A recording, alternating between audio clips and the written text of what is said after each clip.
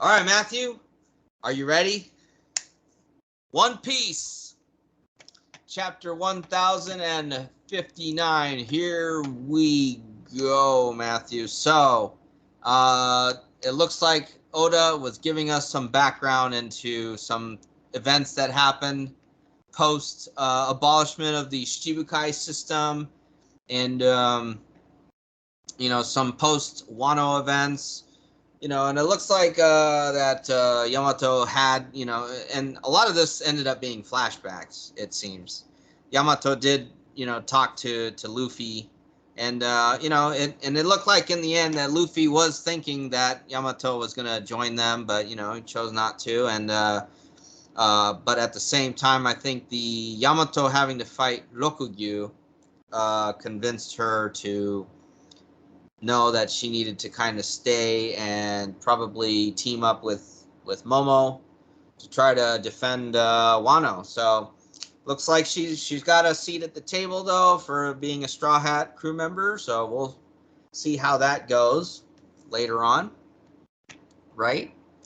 Yep. But I think the exciting development that we had, Matthew, I think was Amazon Lily, right?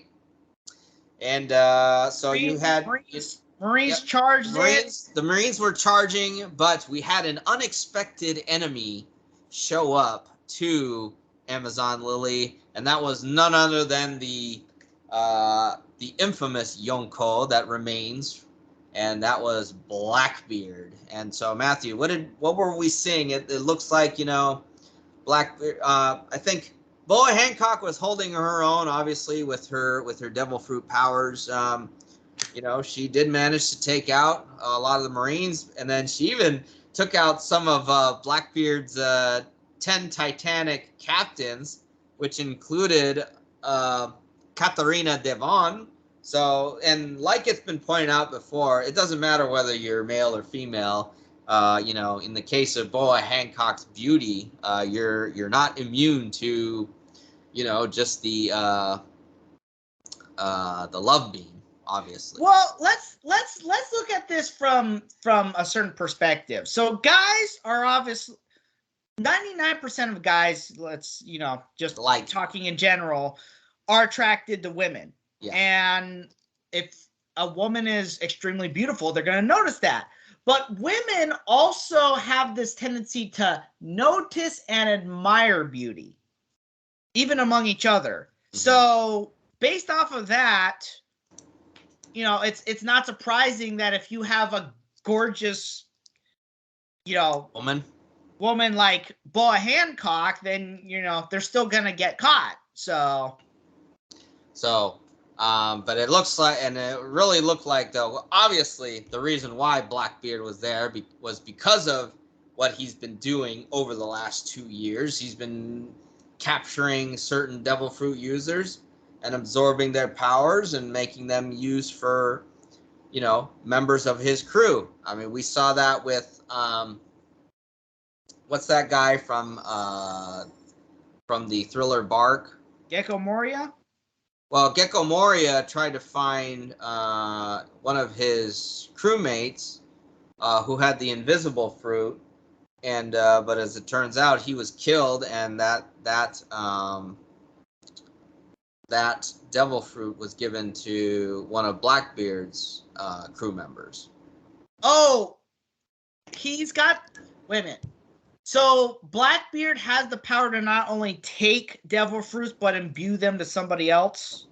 So I think it's really interesting. I don't know that they're actually doing that, or if they're more or less, because we both know how a devil fruit respawns, is that if the user of it dies, and if there's a fruit nearby, then the spirit of that fruit inhabits, So what they could be doing is taking fruit users, killing them with a fruit nearby, mm-hmm. and then their crewmen eat that fruit.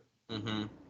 That would have to be the way that I would think that it's happening, unless there is actually a power of Blackbeard taking that and then somehow transfer. Well, we know that he can absorb, and it's got to be because of the what's it called fruit, the The Yami. It's got to be because of the powers of the Yami no Mi, but we know that he can absorb powers and use them. He did that with Whitebeard.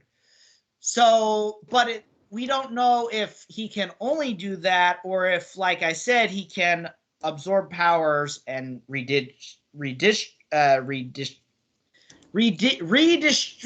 them. I don't know why I was having trouble with that word. Right, redistribute. So, yeah, Shiryu was the one who had the he has the invisible fruit, and for someone as lethal as Shiryu, that's pretty dangerous. Yeah. You know, that's definitely, you don't want you know, someone like him who has the skills. Absalom was the guy from Thriller Bark. So we know for a fact that Absalom is dead. Absalom is supposedly dead. Well, we don't know if it's possible to extract, because hypothetically speaking, if right.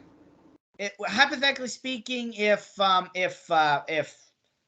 Blackbeard has that ability to absorb and then redistribute fruit powers, we don't know how that would do to a person. We don't know if it would be lethal, or we don't know if it would just leave someone vulnerable. Right. Speaking of Gecko Mora, we don't know what happened to him after he went to. No, we don't. So it's hard to say whether he's dead or alive or not. But I'm sure that we'll find out. Now, the wiki. I wonder if he might be a tad bit appreciative of Luffy's taking out Kaido, considering Kaido killed his crew. Hard to tell. I feel like if they meet up again, he's gonna say he might say, I'm appreciative, but I'm still gonna fight you. I don't think so. But anyway, so Blackbeard has Boa Hancock in his grip, you know, and you did not mention Kobe is there. Oh yes, well yeah, the Marines. Kobe was originally sent there, but anyway, Blackbeard's got Boa Hancock in his grasp, and you know, he's getting ready to kill her. Kobe was not affected by Hancock's attack. Well, I think which took out a vice admiral. Yes, that took out the attack. Took out a vice admiral, but I think though he mentioned he was not entirely immune to it. It's just somehow he was able to deflect it somehow, some way. But the fact of the matter is that he's gonna take her out. But one thing that we learn now about her devil fruit is that if someone is turned to stone and remains stone after she dies, the next user cannot reverse those effects. So in essence, it would be fatal. Right. So Blackbeard would love to be able to take out, you know, all the Marines that are there, but at the same time, he'd also be taking out his crewmates as well. Which is what made him hesitant, because even though he clearly does not have a place of value on human life, and ultimately they're, you know, his crew members are expendable, they're still useful. Right. So he was just like, you know what? You have a good point, because if I kill you, then I'm not gonna be able to use them again. So, what do I do? So as he's literally holding her, trying his best to try and keep Blackbeard from killing Hancock too. So now we find out an interesting connection between Kobe and Blackbeard. So, you know, we saw in the post time skip, you know, in stories that Kobe was involved in a incident called the Rocky Ford incident, and that somehow he became a hero of that incident. He's being called the new hero of the Marines, which is fitting considering who his mentor is. Yeah. The hero of the Marines. Yeah, Garp. So and it kind of is an eerie repeat of history, Matthew. Don't you agree? Yes. Because we know that Garp teamed up with Roger. With Roger at I think it was the God Valley incident. The God Valley. Again, we don't know a whole lot about. Right. And here they're talking about the Rocky Port incident. We don't know a whole lot about that. So, Blackbeard and Kobe ended up being allies, and they took out Ochoku or Wang Zi of the Rocks Pirates at Hachinosu Island, and that allowed Blackbeard to take over that island. Now, whether Wang Zi is dead or not is another story. But again, it's like saying it's that same thing of saying that the fate of Rocks was unknown at God Valley. We just know that the crew was dispersed, but the insinuation is that he's dead. Mm-hmm. Unless he's Eam. That would be a word. I can't. Right? I can't see that. No, I can't see that, because if that was the case, then we'd be having some real chaos. And you got to remember, Rocks was trying to take out the world nobles. One thing I'm wondering, was Eam on God Valley?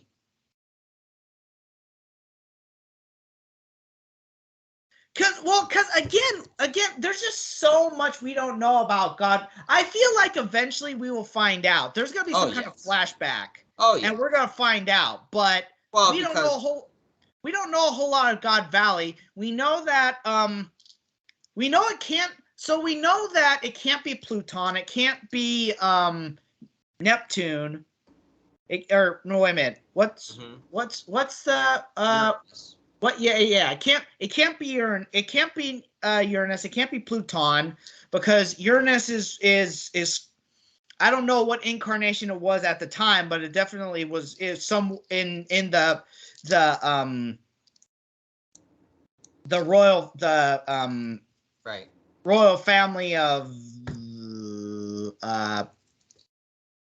why am I drawing a blank on Fishman Island? It's on the royal family of Fishman Island. Pluton, as we know, was in Wano. It was obviously undiscovered at the time. Right. So again, it's a question of maybe it was what's the third one that's unknown? In regards to you talking about the ancient weapons. Well, you got Uranus, you got Pluton, and then you got Shirahoshi, who's the third. Gosh, man, I gotta look this up now. I thought Shirahoshi was Uranus.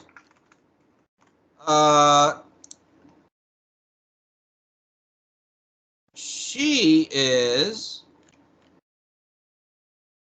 No, she's Poseidon. Oh yeah, she's Poseidon. So yeah, so it's what were they going for Pluton, and is that where God Valley is, or what God? Wait, yeah. So basically, what it wasn't the fact that the world nobles were on the island; it was for the greater good. Garp and Roger, who have no love for the world nobles, they think they're despicable, even though Garp, is a Marine. Were they teaming up to try to prevent Rocks from maybe getting Pluton? From doing a global catastrophe. Yeah. Well, but Pluton is on Wano, and Wano was not. Remember, Uranus, God Valley is missing. Uranus. I meant Uranus. Yeah. So, yeah, maybe Uranus was on the island, but then it disappeared because there's something was there. So it wasn't. They were not just fighting for the world nobles, because these are two guys who could care less about the world nobles. They're just like whatever. So like it now. So yeah, 2Ds. I don't think 2Ds would fight on an island with world nobles. There had to have been something else. They were fighting Rocks for some other reason. So yeah, so now it's so yeah, Kobe and Blackbeard seem to have teamed up at Hachinosu, and that's how. Which again makes me think they might have been fighting for something else. It wasn't just there was something else there. So anyway, and then also what was interesting was that new pacifistas are showing up, and they're called the Seraphim. And what's funny about this, and this makes me wonder that they might have, because they have wings. Right, they have wings, but like at least the wiki is saying that what's King's race? King is a Lunarian. They have wings similar to Lunarians. Right, and so these Seraphim, so at least according to the wiki, they resemble Boa Hancock and Mihawk, which is interesting. So, well, yeah, if you look at that young picture of Mihawk that Oda drew, right, many moons ago, right, it looks like a young Mihawk. Right. So that kind of gives us some perspective of, Mihawk may have some more deep connections to the world government than we would have previously assumed. I think what happened, so we know that Bartholomew Q was the prototype of the pacifista. Mm-hmm. And all the first generation pacifista look like him. Mm-hmm. The next step was possibly I don't think these are straight up cyborgs. I think these might be clones. That, I think, could be a possibility. I can see there was some kind of hybrid cloning and like other process to make the Seraphim and imbue them with the power. Now, and, that is why Vegapunk considered the devil fruit that Momo ate a failure. Mm-hmm. He got Kaido's power when Kaido was in captivity and put it into a devil fruit that did not completely replicate his power. That is why he considered it a failure. But he has perfected it and has imbued the Seraphim with this, which are pacifista. This has to be the answer. He's come up with the perfect soldiers. Well, yeah, I mean, they're supposed to replace the Shichibukai. Now, I can see why I can see why Boa Hancock would come up, because she was in captivity, right? Does the current members of the world government know this?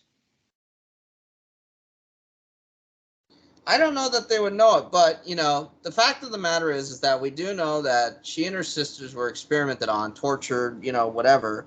And I can see in some way that maybe somehow, maybe the world, hey, maybe Vegapunk was an assistant to a world noble. Now, you're right. The Marines wouldn't have known that she was captive, but the fact of the matter was that she was a slave to the world nobles. And my theory would then be is that Vegapunk somehow was an assistant, or maybe, maybe he was brought to Marijoa by the Gorosei for something. Because I can't imagine that, the Gorosei definitely know about Vegapunk. Maybe they invited him to Marijoa, and, maybe this thing was in development for longer than we had thought. Again, though, the question is, what is Mihawk's connection to all this? I don't think that the Shichibukai all necessarily volunteered for this. I think that maybe Mihawk's DNA was extracted in other ways. Possibly. That's my guess. He doesn't seem like the type of guy who would volunteer for something like that. No. Especially with his power, because Boa Hancock was affected by her captivity in ways that she's not recovered from, and we still have yet to see what those experiments, even though Kuma seems to have regained his faculties, we haven't seen the full extent of those experiments. Right. So I don't think Mihawk would have been a willing participant. A willing participant. No. And it's like good luck getting him to the Marine Hunter, the man who the greatest swordsman in the world, the man who escaped to join up with Crocodile and Buggy. Getting through this was probably a breeze for him. Yeah, this is something. This is raising some questions, and it's something that we'll have to be finding out about. You know, a really twisted theory I heard of is that the Seraphim may not be confined to just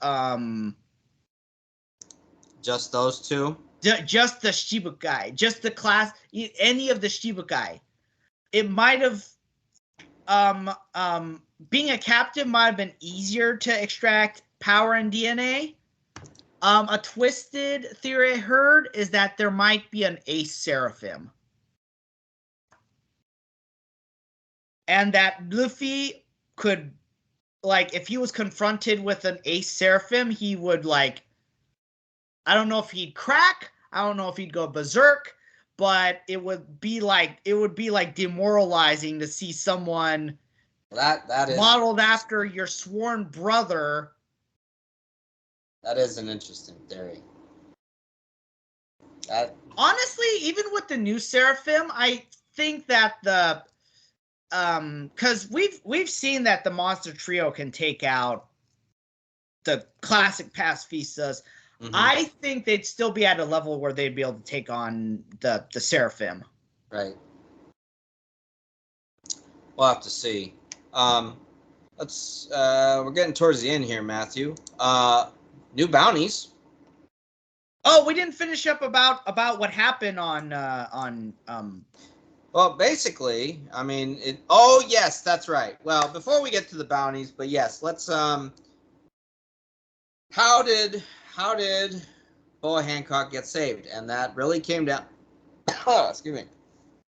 It came down to Silver's Rayleigh. I really love the insult that he threw at Blackbeard. He said, "Who do you think you're facing off? It's like, who do you think you're dealing with? Cabin boy of Edward, of the Whitebeard. Yeah, cabin boy of Whitebeard. Yeah." So anyway, that's how that Silver's Rayleigh once again saving Boa Hancock. But then admitting later on that he bluffed because he probably wouldn't have been able to take on Teach. Right. So anyway, we did find out the new bounties for Boa Hancock, and there's a new bounty for Blackbeard. So Boa Hancock, her bounty is doubled now from 81 million to 1,659,000,000. Well, 81 million was the frozen. Right, that was the frozen bounty.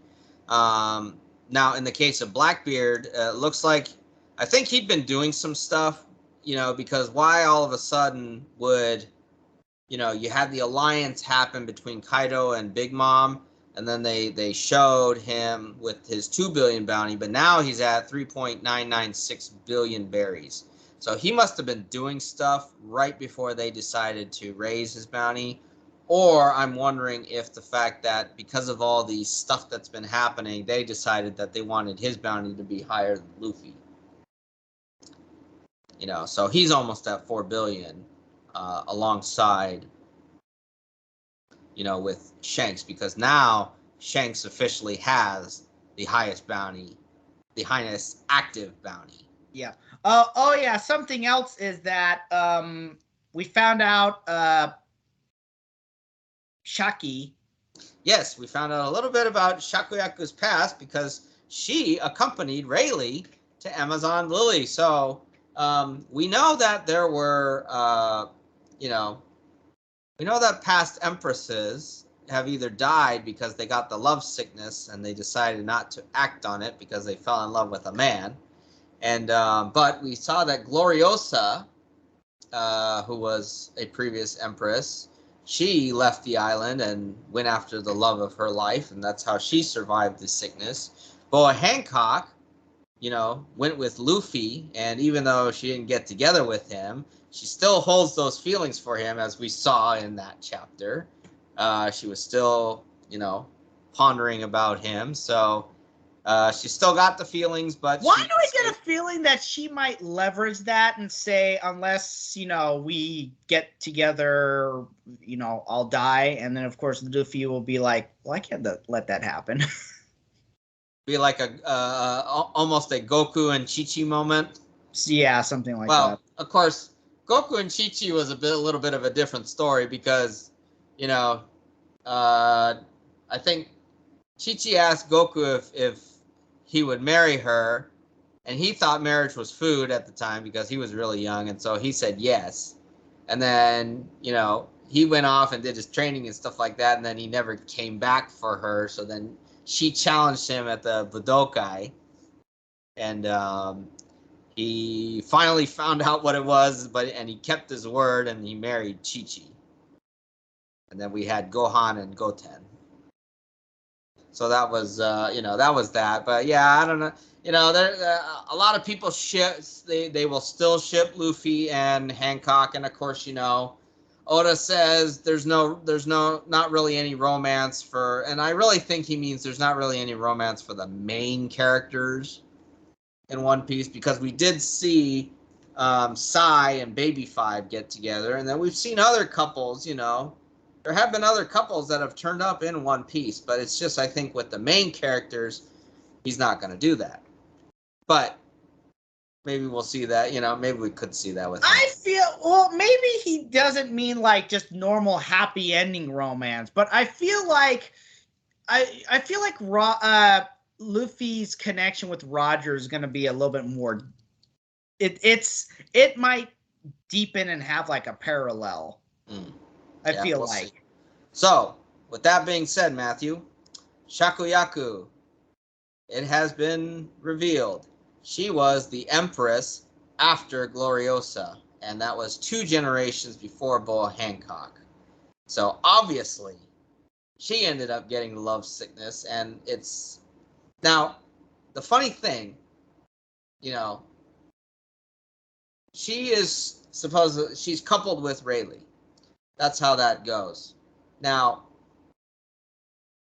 the wiki says that they're married. The translations have implied that, she's calling him her husband.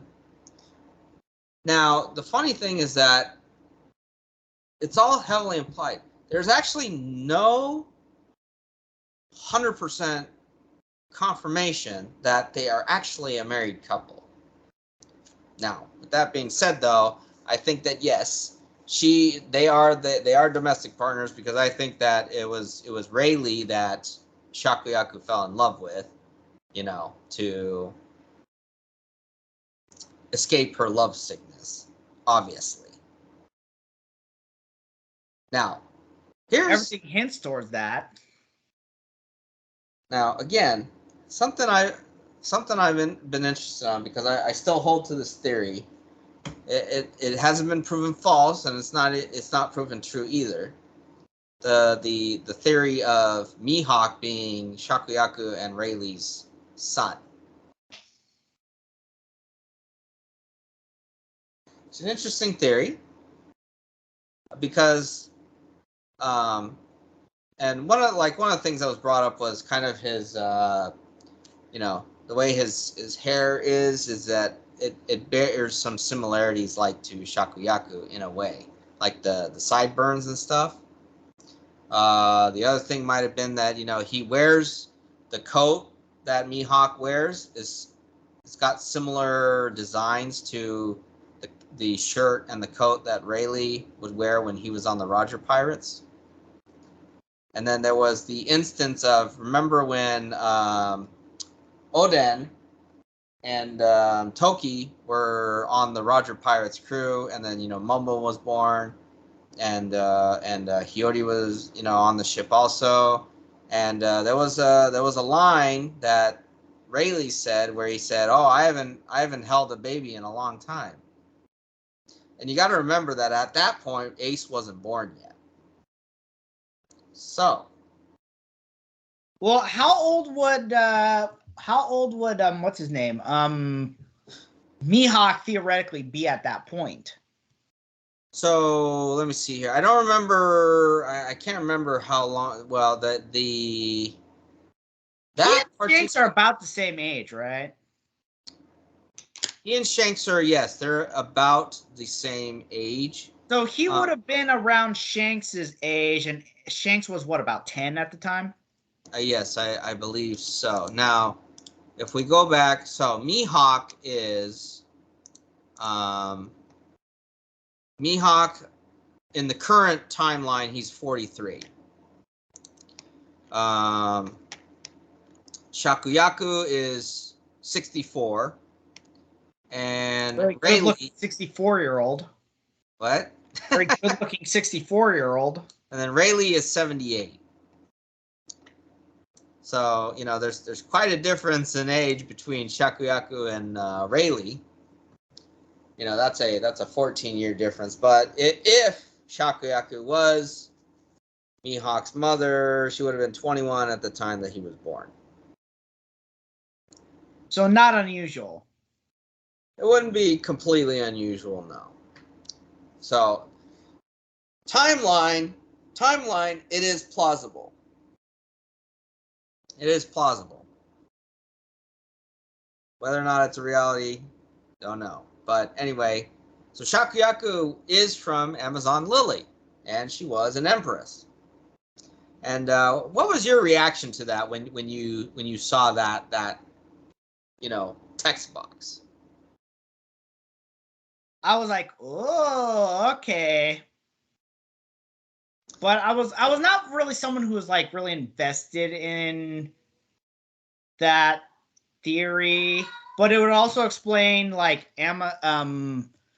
why Amazon Lily has, especially Boa Hancock, has more of respect to what's his name, Rayleigh than the average man without any specific connection.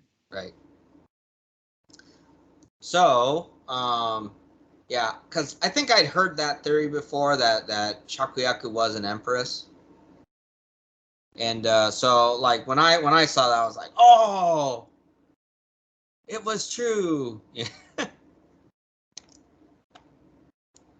Anyway. Well, in the meantime, we have what's it called? You forgot to mention the most important thing.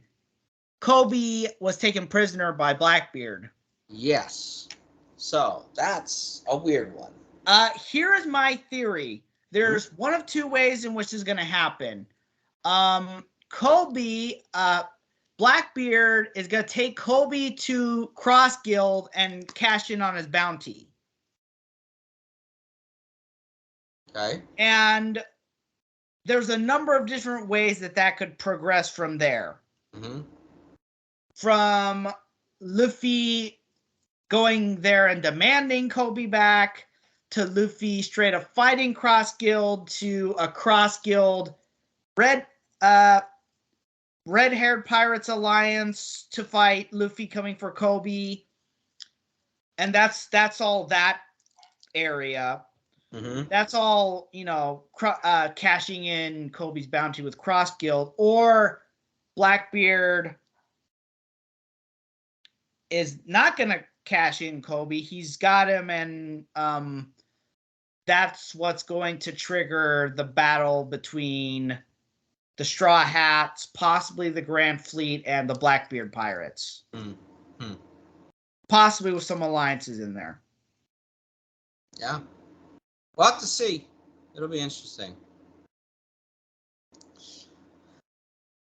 Yeah, it'll be interesting. So, I think there is a holiday, so I think it will so be something else that was and this specifically came up because again I watched Grand Line Review, but something that Grand Line Review brought up recently was the fact that the original Shichibukai, if you think about it, was like this interim generation in between the Rocks, Garp, Roger generation and the original Supernova generation. Mm-hmm. The interim generation, you'd also include like Shanks and Blackbeard in there. Mm-hmm. So it's kind of interesting that here is Cross Guild made up of that interim generation if you include Buggy. Yeah. Now, the video I saw included him, possibly getting what's his name, Doflamingo, like breaking in the Impel Down and breaking him out. But that's looking too far ahead. I'm not sure. Yeah, that is. I'm very sure though. Doflamingo is probably gonna have something to do with the final war. He probably might get at. He probably will get at it. Impel Down. He probably will participate in that final war. Well, here's the question: is he gonna break out or is he gonna be let out? Because again, he's still got that. Even though he's not public anymore, he's still got that knowledge from the world nobles where they couldn't just kill him. Well, and they want him dead too, because remember they tried to send an assassin after him. Yeah. So.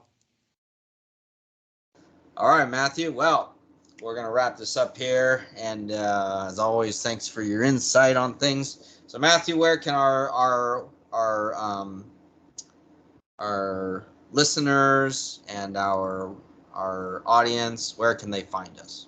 Well, let's see. Our video podcasts are on YouTube and Rumble. Our audio podcast is on Acast, Google Podcast, Apple Podcast, and Spotify. And we are on Twitter. And also, we're still trying to work out some technical issues, but we are working on getting the podcast on a regular weekly basis onto Micronational Radio.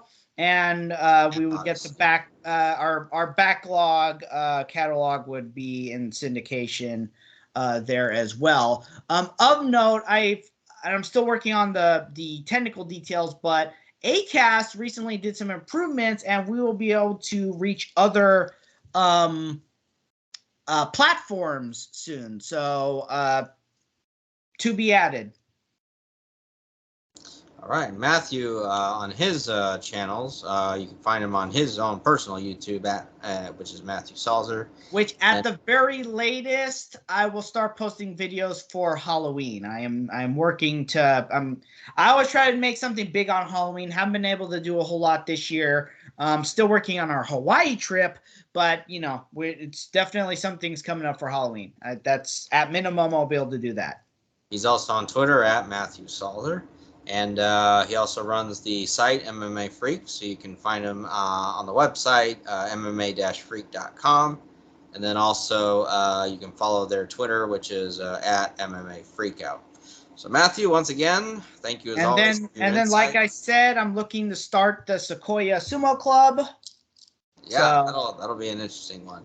Yep. So, again, we got lots coming up. And, Matthew, I've been seeing that the World Championships for UWW Wrestling is going on right now. So that's one thing that we're definitely going to be covering for next week's episode. And the new chapter for One Piece. So, as always, to our audience, thank you for watching and listening. And we will talk to you soon.